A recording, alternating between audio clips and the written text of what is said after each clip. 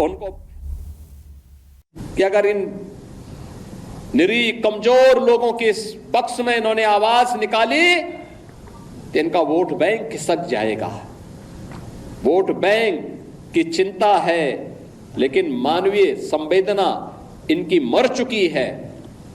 मानवता के रक्षा के लिए इनके मुंह से एक भी शब्द नहीं निकलने वाला है, नहीं निकलेगा, क्योंकि इन्होंने आजादी के बाद लगातार उसी प्रकार की राजनीति को प्रेरित और प्रोत्साहित किया, उसको लेकर के आगे बढ़ते रहे।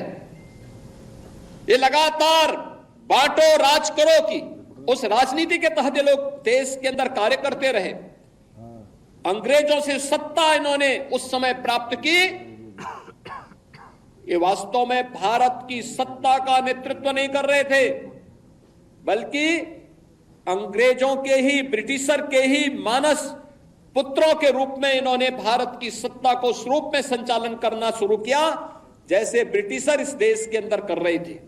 और आज उसी का दुष्परिणाम यह देश लगातार चुकाया है, अखंड हिंदुस्तान चुकाया है। लेकिन हमारा संकल्प है, महर्षि अरविंद ने जो 1947 के पहले घोषणा की थी,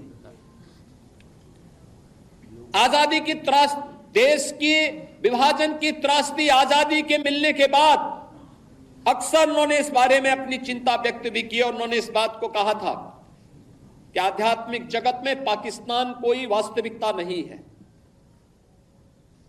या तो उसका भारत में विलय होगा या पाकिस्तान इतिहास से समाप्त होगा, हमेशा के लिए समाप्त होगा।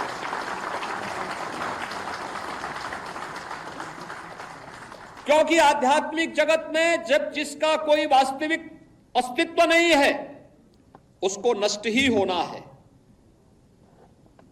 और उसकी नष्टता, उसके नश्वरता को हमें संदेह की निगाहों से नहीं देखना चाहिए। हमें मानना चाहिए ये होगा, लेकिन इसके लिए हमें भी तैयार होना होगा, हमें भी अपने आप को तैयार करना होगा।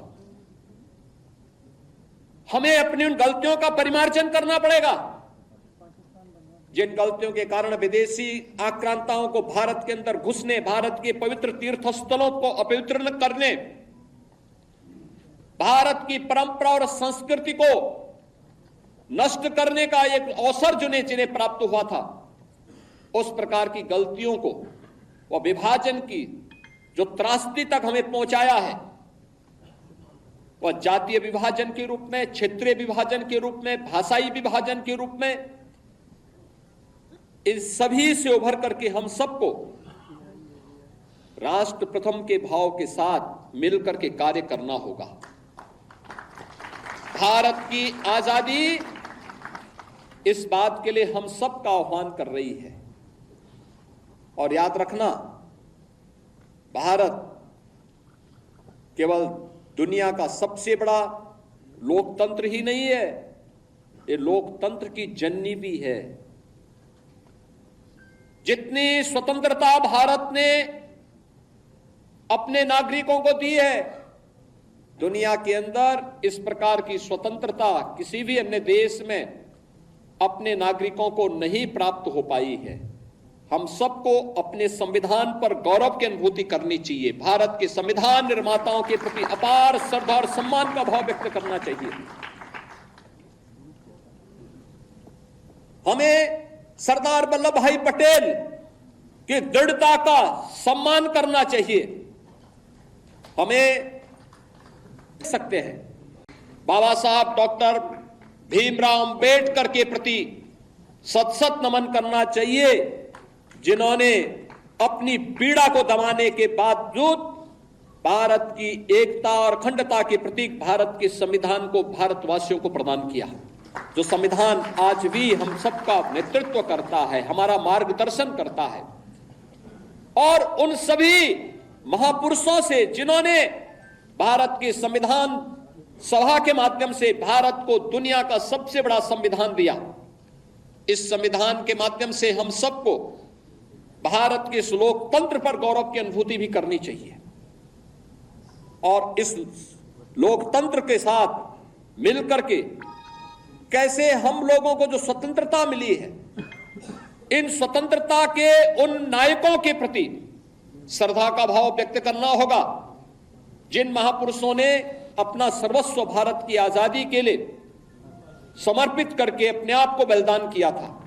आज के इस अवसर पर भारत फिर से अखंड भारत की दिशा में अग्रसर हो सके, महर्षि अरबिंदो के सपने को साकार कर सके, उनकी भविष्यवाणी सच साबित हो सके, इसके लिए हमें भारत को 1947 तक, जब भारत अपनी आजादी का शताब्दी महोत्सव मना रहा होगा, शताब्दी महोत्सव 1947 में जब भारत की आजादी के 100 वर्ष पूरे हो रहे होंगे, उस समय एक ऐसा भारत जो विकसित भारत होगा, शक्तिशाली भारत होगा, सशक्त भारत होगा। और सशक्त भारत के निर्माण के लिए प्रधानमंत्री जी ने आजादी के अमृत महोत्सव के अवसर पर जिन पंच प्रणों की बात की, उन पंच प्रणों में सबसे महत्वपूर्ण प्रण है और वह है नागरिक कर्तव्य।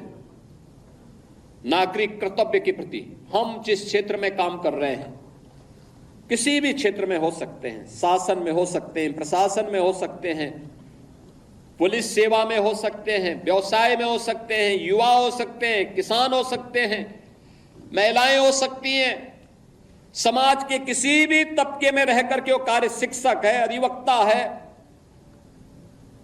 किसी भी क्षेत्र में वो काम कर रहा है, उस क्षेत्र में अपने नागरिक कर्तव्यों का पालन करते हुए राष्ट्र प्रथम के भाव के साथ उसे कार्य करना होगा। राष्ट्र प्रथम का यह भाव जब हमारे जीवन